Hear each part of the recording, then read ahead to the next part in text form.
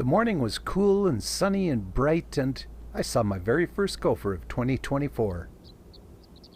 And these coyotes saw it too, but they didn't care to be stared at, so they took off. I'm sure that didn't upset the gopher whatsoever.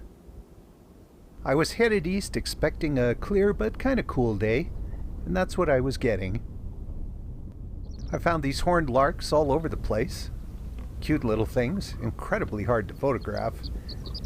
But as I came over a hill just past them, I noticed something. There was a wall of mist off in the distance. I didn't really think much about it because I was seeing things like this cool fence lined with horse skulls. And the countryside was just bright and beautiful. Over at Bow City it was hazy, but as long as I was shooting with the sun and not against it, it was all right. And of course, if I was looking upwards, the sky was gorgeous. Beautiful clouds, blue sky. I stopped at Kinbrook Island to take pictures of this Russian olive tree. I love these things, even if they're not native. And I saw something dark up in the branches. Turned out to be, in case you haven't guessed, a porcupine. And it was sound asleep. I spent the better part of 10 minutes taking pictures of it, and it never once opened its eyes.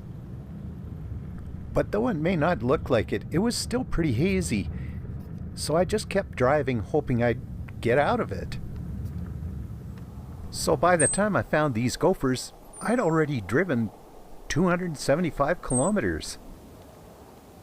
But it was kind of worth it. I love these little guys. It's so nice to see them back above ground. Although it hasn't been very long since I saw the last one back on December 29th. I think that's the shortest time ever between gophers for me.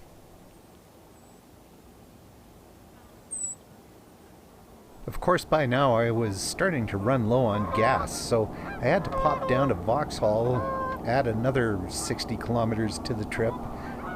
It was okay though. I found these geese out in a cornfield. And if you listen carefully, you can hear them and coyotes by this old farmhouse. But the sun was getting pretty low by now, so I kind of booted it back toward the city. I'd already driven, by now, over 400 kilometers. But I did slow down for the south end of McGregor Lake because that open water just looked so nice. And then, of course, the sun popped out from under the clouds and, well, no more blue haze.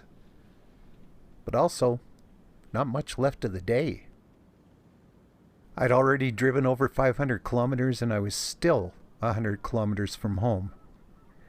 So did I go too far? Yeah, but sometimes you just gotta.